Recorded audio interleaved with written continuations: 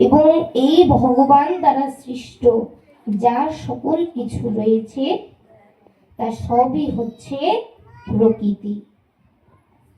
প্রশ্ন ছিল ক্ষেত্রজ্ঞ কাহাকে বলে। দেখুন, আমরা জাগতিক জগতে মাটি কিংবা জমিকে ক্ষেত্র বলিয়া অভিহিত করে থাকি। তবে আজ গ্রন্থে যে ক্ষেত্রের কথা উল্লেখ করা হয়েছে এ কোনো মাটি কিংবা জমির নয়। এই ক্ষেত্র হচ্ছে আমাদের এই মানব দেহ।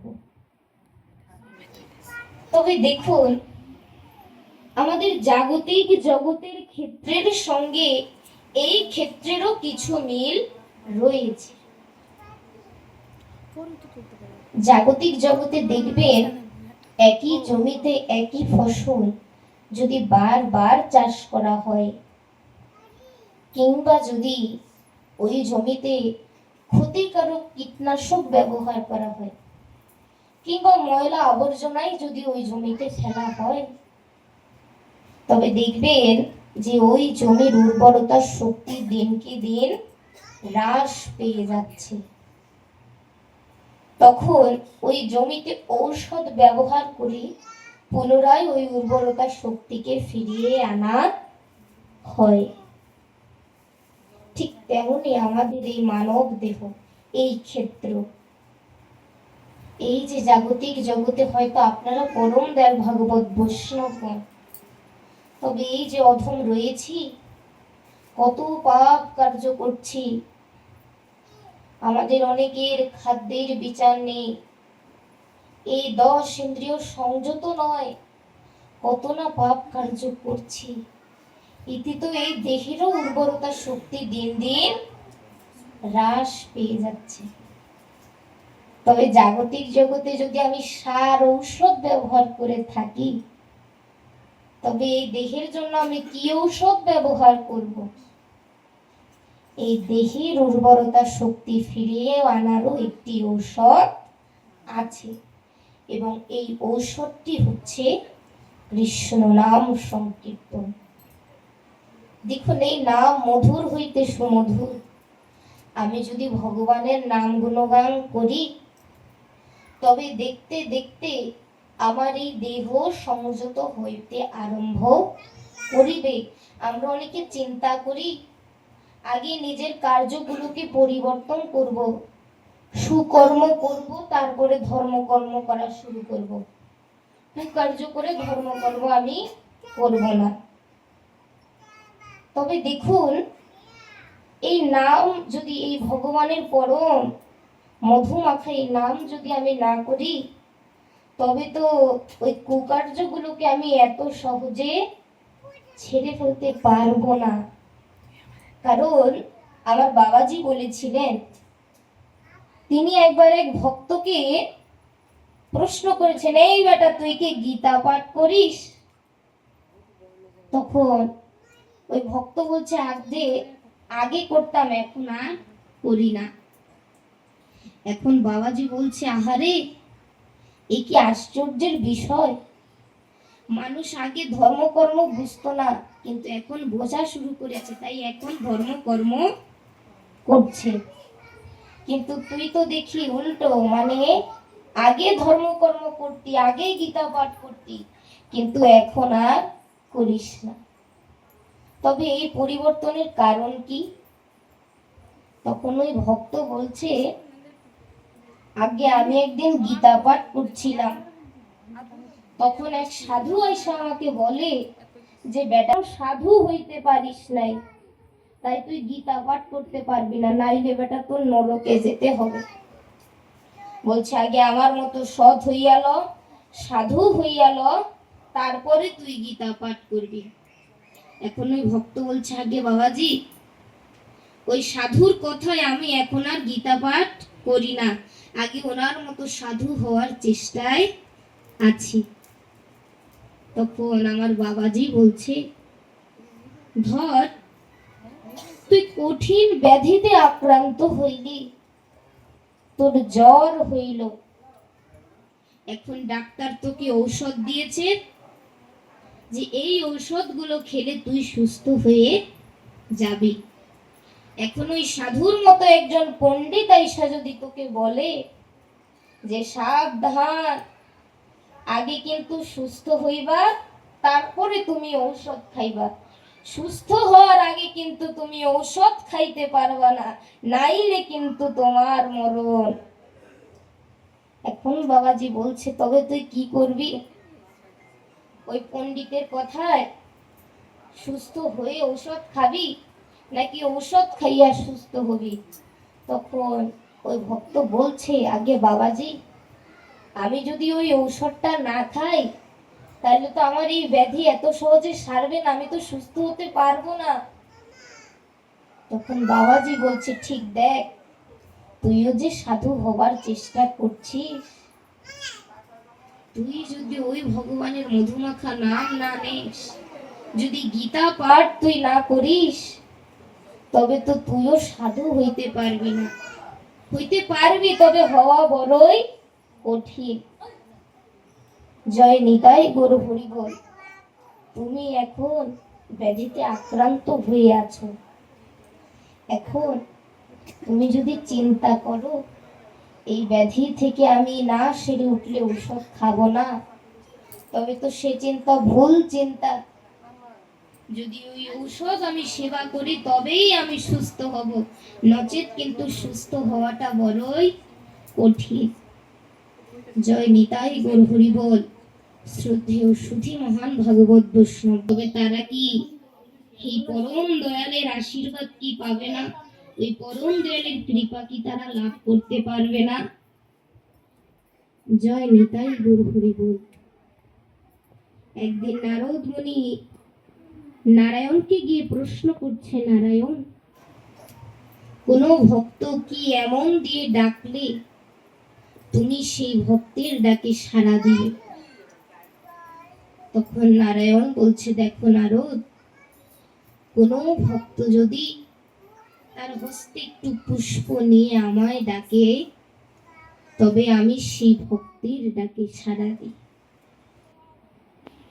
তখন নারদ মুনি বলছে, প্রভু, তোমার অনেক ভক্ত তো এমনও রয়েছে যাদের কাছে কিনা পুষ্পের সংকট, পুষ্প নেই, তবে তারা কি তোমার কৃপা পাবে না? বলছে, পুষ্প নেই তো কি হয়েছে, আমার কোন ভক্ত যদি আমায় তুলসী পত্র হস্তে নিয়ে ডাকে, তবে আমি আমার সে ভক্তের ডাকে সাড়া দিই। কিন্তু নারদ মুনির তো প্রশ্ন আজ থামছে না। বলছে, প্রভু, তোমার ওই ভক্তের কাছে যদি তুলসী পত্র না থাকে? বলছে নারদ, জয় সাধু গুরু বৈষ্ণব।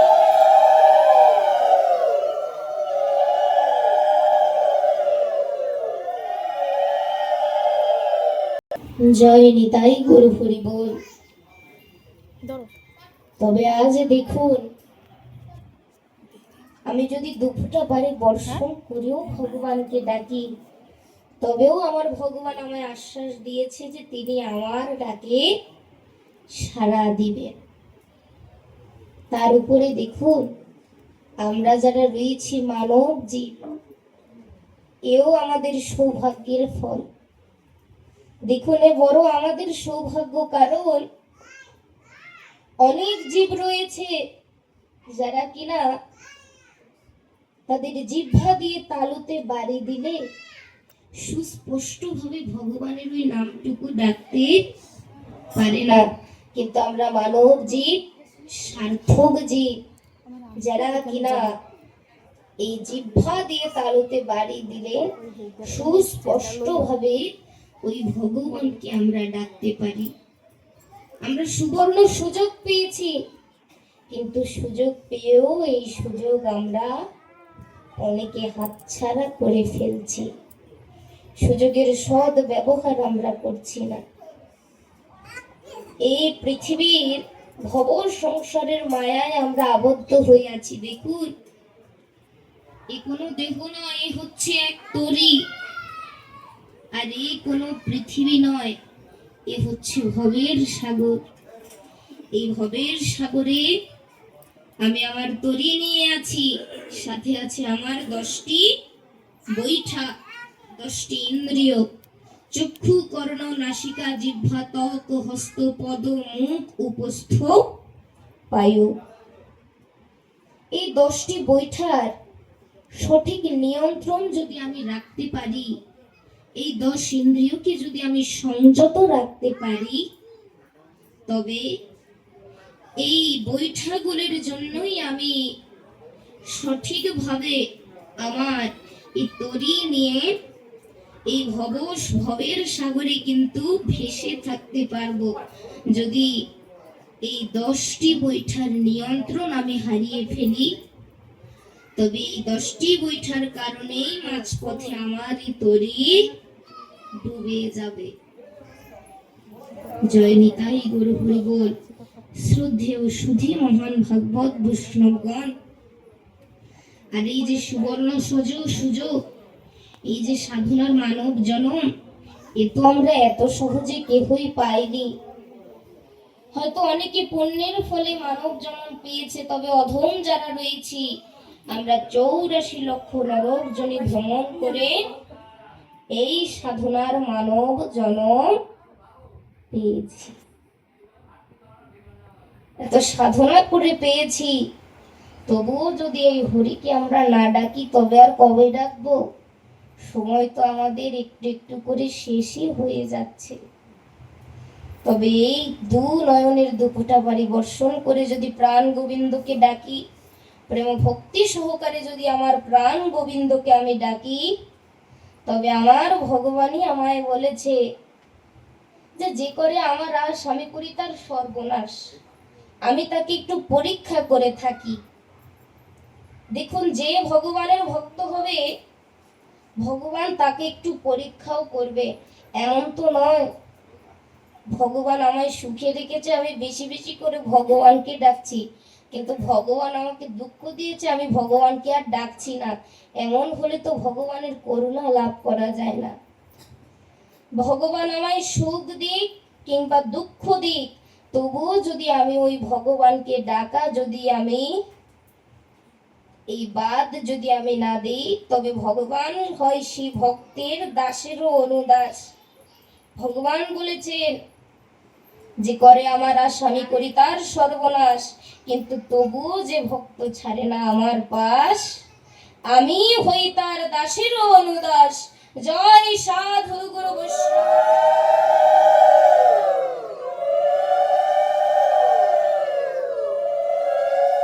তবে এই কলিকালে যদি কৃষ্ণ নাম আমাদের পথের সম্বল হয়েই থাকে, তবে আমাদেরও উচিত এই কৃষ্ণ নাম করে দেখার।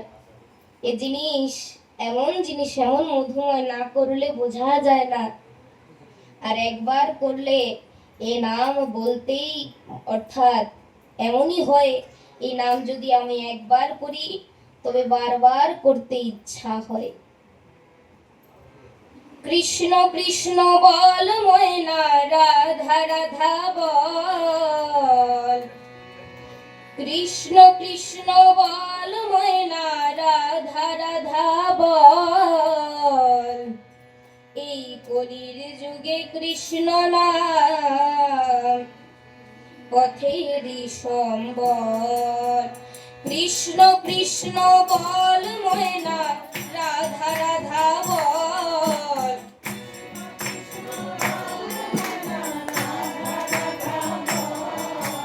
কৃষ্ণ কৃষ্ণ বল ময়না, রাধা রাধা বল।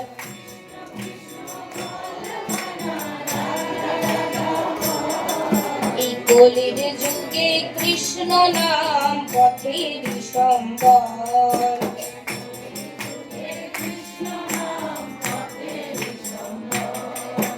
কৃষ্ণ কৃষ্ণ বল ময়না, রাধা রাধা বল।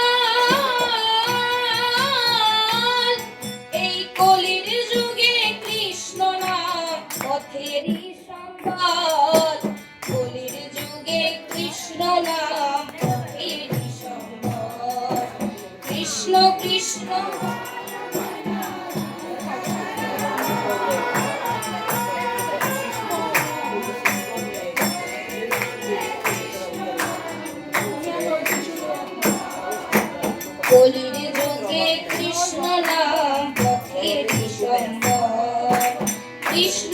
কৃষ্ণ বল ময়না রাধা রাধা বল।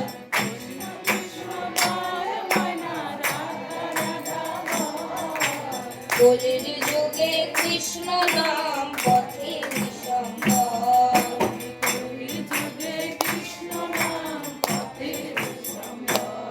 হে ভাই বলো বন্ধু বলো কেউ তো কারো নয়।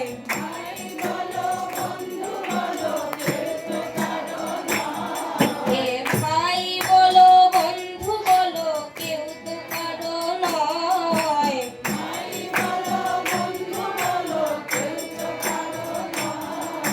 দু চার দিনের ভালোবাসা পথের পরিচয়।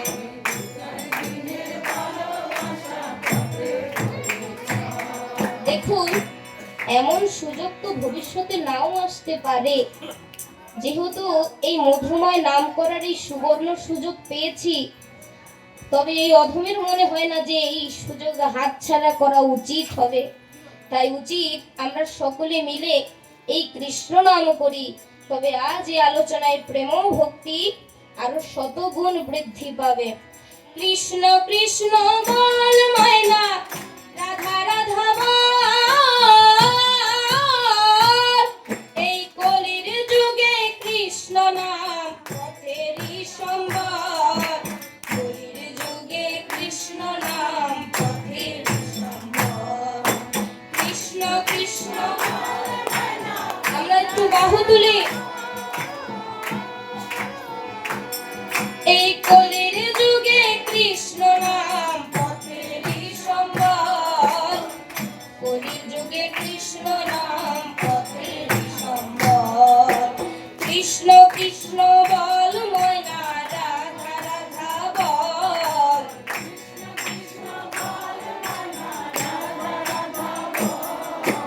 কৃষ্ণ কৃষ্ণ বল ময়না রাধা রাধা বল।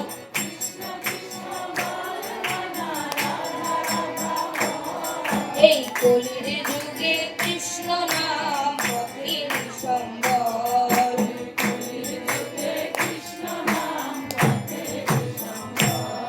এই কলির যুগে কৃষ্ণ নাম পথেরই সম্বল।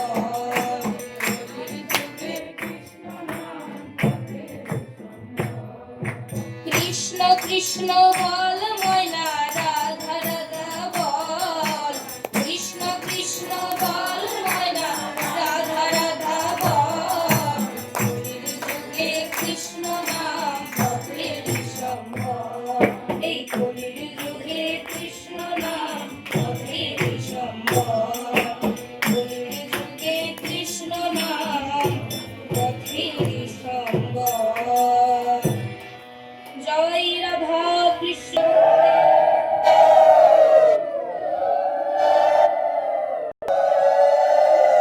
হরি বল। দেখুন, বলাই হয়েছে কৃষ্ণ নাম সংকীর্তন করলে প্রেম ভক্তি এই দুটির অত্যন্ত প্রয়োজনীয়তা রয়েছে।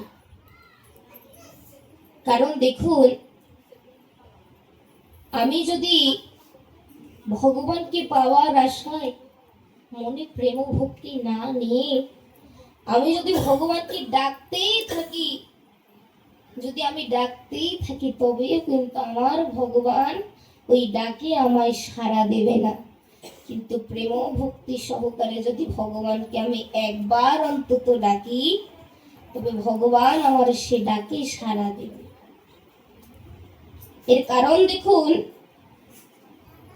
এক ভক্ত, নাম তার অজামিল, তবে সে আদৌ ভক্ত ছিল না। সে ছিল এক দস্যু বৃত্তি করত। এমন কোনো পাপ কার্য নেই যে এই বেটা জীবনে করেনি। এ ছিল মহাপাপী। তো একদিন অজামিলের গৃহে এক সন্ন্যাসী এসেছে। তখন অজামিল স্ত্রী সন্ন্যাসীকে বলেছিল, দেখুন, এই যে আমার স্বামী অজামিল তো ভগবান শ্রীকৃষ্ণকে ডাকে না, কৃষ্ণ নাম সংকীর্তন করে না, তবে ও উদ্ধার হবে কি করে? জয় নিতাই গৌর হরি বল। তখন ওই সন্ন্যাসী বলেছিল যে বেশি কিছু করার দরকার নেই, তোর যদি কোনো ছেলে হয় তবে তার নাম রেখে দিবি তুই নারায়ণ, বাকিটা যা হবে প্রভুর ইচ্ছা। দেখতে দেখতে কিছুদিন পর অজামিলের এক পুত্রের নাম রাখা হলো নারায়ণ। জয় নিতাই গৌর হরি বল। দেখুন, এই পৃথিবীতে তো কেহই আমরা অমর নই, প্রত্যেকের নির্দিষ্ট একটা সময় রয়েছে। ওই সময়টুকু ফুরিয়ে গেলে যমদূতেরা যারা রাক্ষসী আসে আমাদের এই খর পুরুষ এই দেহকে ভিতর থেকে জীব আত্মাকে নিয়ে যেতে। জয় নিতাই গৌর হরি বল। ঠিক আজ অজামিলের অন্তিম মুহূর্তে এসে হাজির হয়েছে। ওই জমপুরী থেকে যমদূতেরা এসেছে, দস্যু অজামিলকে নিয়ে যাবে। জয় রাধে। এইদিকে যমদূতেরা অজামিলের গৃহে এসে উপস্থিত হয়েছে। এখন যমদূত দেখছে যে সে তো দস্যু মানুষ, বড়ই ভয়ঙ্কর, তাকে দেখলে অনেকেরই ভয় হয়, কারণ সে দেখতে খুবই ভয়ঙ্কর ছিল কিন্তু কাজকর্ম আরো ভয়ঙ্কর। এইদিকে আজ অজামিল যমদূতদেরকে দেখে ভাবছে যে আমি তো এত ভয়ঙ্কর, কিন্তু এই যে বাবা কারা এসেছে এরা তো দেখছি আমার থেকেও বেশি ভয়ঙ্কর দেখতে। এখন অজামিল ভেবেছে যে এদের সঙ্গে বন্ধুত্ব করে নিতে পারলে অনেক ভালো হবে, তাই বলছে ভাই তোমরা কারা? বলছে আমরা যমদূত। এখন অজামিল অট্টহাসি দিয়ে বলছে ওরে বাবা যমদূত, এ তো বড়ই সৌভাগ্যের ব্যাপার, আমার গৃহে যমদূত এসেছে, তবে কেন এসেছো তা তো বুঝতে পারলাম না। তখন বলছে বেটা তোকে নিয়ে যেতে এসেছি। এই কথা শুনে তো অজামিল এখনই আর তার নিজের ভিতরে নেই, ভয়ে ভীত হয়ে চিৎকার দিয়ে নিজের পুত্রকে ডাকছে, ওরে বাবা নারায়ণ, তুই কোথায় আছিস রে, আমায় রক্ষা কর। জয় নিতাই গৌর হরি বল। ভগবানের কি লীলা দেখুন, তার পুত্র নারায়ণ এ কথা শুনতে পায়নি, কিন্তু একজন শুনতে পেয়েছে, তিনি হলেন ওই বৈকুণ্ঠে নারায়ণ। তখন বলছে এই বিষ্ণুদূতেরা তোরা কোথায় আছিস, শিগগিরই গিয়ে আমার ওই ভক্তকে রক্ষা কর। বলছে প্রভু কোন ভক্ত? এই যে অজামিল। তখন বিষ্ণুদূতেরা বলছে প্রভু এই ভক্তা তোদের বলছি তোরা শিগগিরই গিয়ে আমার ওই ভক্তকে রক্ষা কর। তখন বিষ্ণুদূতেরা ওই অজামিলের গৃহে গিয়ে উপস্থিত হয়েছে। আজ বলছে আমরা অজামিলকে নিয়ে যেতে তোমাদের দেব না। এইদিকে যমদূতেরাও অজামিলকে না নিয়ে যাবে না।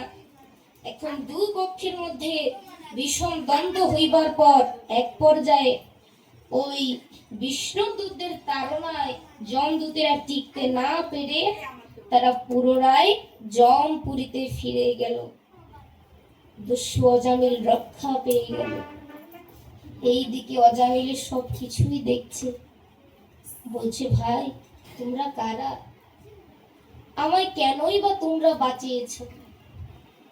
তখন বলছে আমরা বিষ্ণুদূত, তুমি তোমার অন্তিম মুহূর্তে ভগবানের শরণাপন্ন হয়েছ, তাই আমরা তোমায় রক্ষা করছি। বলছে কোন ভগবান? আমি তো কোনো ভগবানকে ডাকিনি। বলছে এই যে নারায়ণ। বলছে ও নারায়ণ, নারায়ণ তো আমার ছেলের নাম। বলছে না নারায়ণ ভগবানের নাম। তখন দস্যু অজামিল বলছে ওরে বাবা, ভগবানের নামের যে এত মহিমা তা তো আমি আগে জানতাম না, আমি তো জীবনে একবারও ভগবানকে ডাকিনি, অথচ এই ভগবানের নামের কিনা এত মহিমা। দেখো ভাই, তোমরা যদি 1 মিনিট আমার আয়ু বৃদ্ধি করেও দিতে পারো, তবে ওই 1 মিনিট ভগবানের নাম গুণগান করাই আমার সার্থকতা। জয় রাধা কৃষ্ণ প্রেমানন্দে।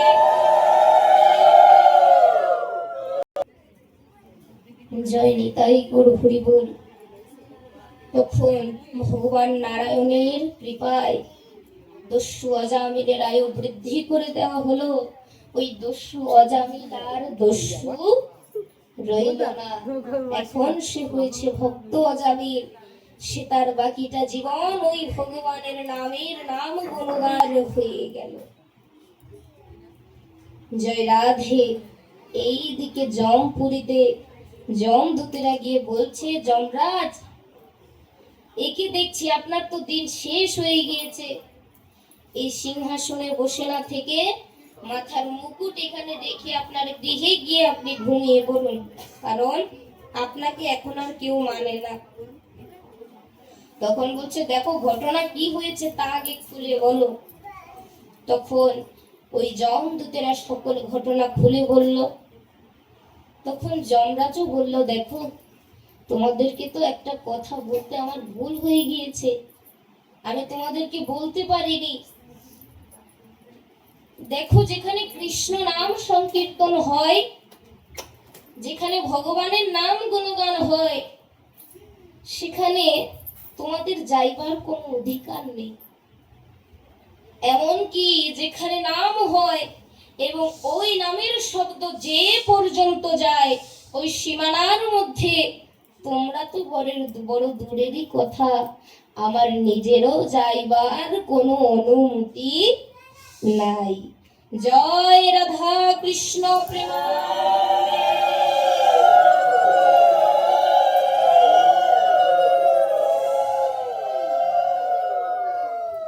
ঠিক নামের মহিমা আমরা জেনেছি কলি যুগেও।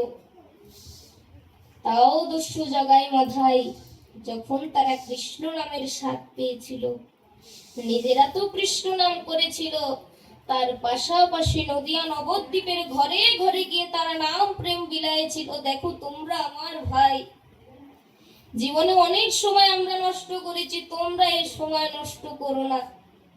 এ নামে যে এত মধু আছে তা তো আমরা আগে জানতাম না। এই মধুর কথা আগে জানলে এই মধু রেখে বিষপান আমরা করতাম না। ওই দুই ভাই তখন নদিয়া নবদ্বীপে কৃষ্ণ নাম বিলিয়েছিল, ভজন করেছিল। একবারে কৃষ্ণ বলে বাহু তুলে নাচরে মন পথে পথে। একবার কৃষ্ণ বলে বাহু তুলে নাচরে মন পথে পথে।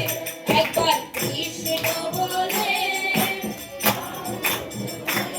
কই বাহু তো উঠছে না, পথে পথে।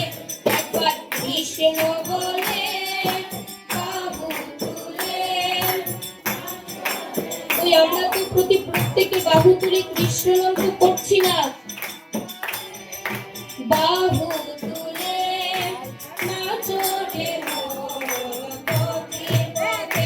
মনের জ্বালা দূরে যাবে, বিষ্ণু প্রেম উদয় হবে।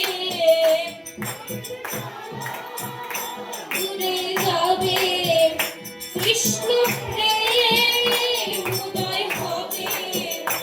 একবার কৃষ্ণ বলে বাহু তুলে নাচরে মন পথে পথে। একবার কৃষ্ণ বলে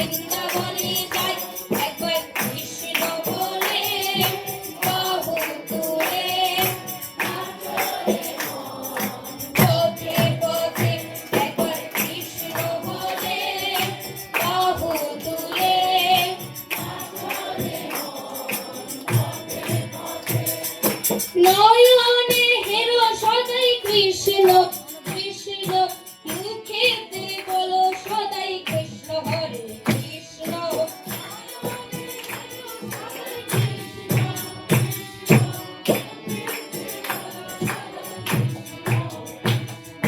নয়নে হেরো সদাই কৃষ্ণ কৃষ্ণ, মুখেতে বলো সদাই কৃষ্ণ হরে কৃষ্ণ।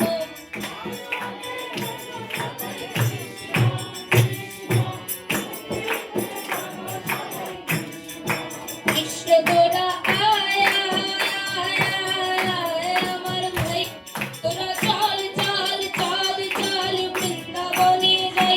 তোরা আয় আয় আয় আয় আমার ভাই, তোরা চল চল চল চল বৃন্দাবনে যাই। একবার কৃষ্ণ বলে বাহু তুলে নাচো রে মন পথে পথে। একবার কৃষ্ণ বলে বাহু তুলে নাচো রে মন পথে পথে। ছাড়ো রে এই ভবের আশা আশা, নামেতে করো রে নেশা নেশা।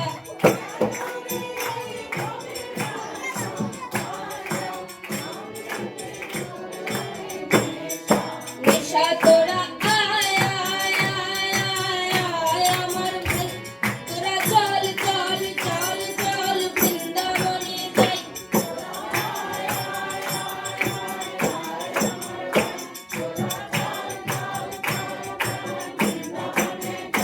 একবার কৃষ্ণ বলে বাহু তুলে নাচো রে মন পথে পথে। একবার কৃষ্ণ বলে বাহু তুলে নাচো রে মন পথে পথে। মনের জ্বালা দূরে যাবে, কৃষ্ণ প্রেম উদয় হবে।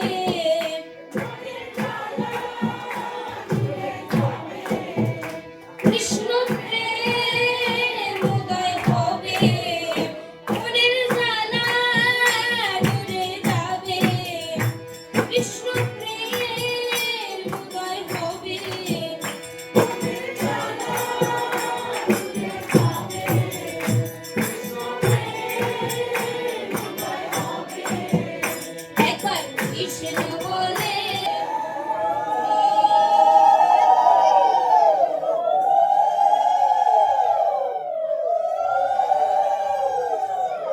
মহান ভাগবত বৈষ্ণবগণ, আচ্ছা দেখুন, আমরা একটু ঘন ঘন ধ্বনি দিব।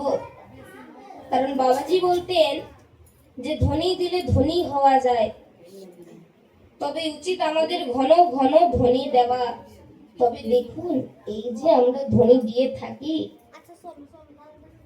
আমরা ধ্বনি দেওয়ার সময় বাহু কেন তুলি, কিংবা অনেকে হয়তো তুলি না। দেখুন, ধ্বনির মাধ্যমে আমরা ভগবানকে জানাই যে ভগবান তুমি ছাড়া আমার কেহ নাই। বাহু তুলি কেন? আমি যে ভগবানের নিকট আত্মসমর্পণ করছি। তবে ভগবানকে তো শুধু মুখে বললেই হবে না যে ভগবান আমি তোমার নিকট আত্মসমর্পণ করছি। আমরা বাহু তুলে বচন ভঙ্গির মাধ্যমে বোঝাই যে ভগবান আমি তোমার নিকট সারেন্ডার করছি। এখন দেখুন, অনেকেই রয়েছে আমি অধম, আমার গলার আওয়াজ একটু ছোট, আমি যদি ধ্বনি দিই ভগবান নাও শুনতে পারে, কিন্তু যদি বাহু তুলি ভগবান বুঝতে কিন্তু পারবে যে এই ভক্ত আত্মসমর্পণ করেছে। তাই বোঝাই যায় যে আমরা ধ্বনির সময় মুখে ভগবানকে বলে থাকি এবং এই বাহু তুলে ভগবানকে। মহান ভাগবত বৈষ্ণবগণ, তবে আজ দেখুন ছোট বালক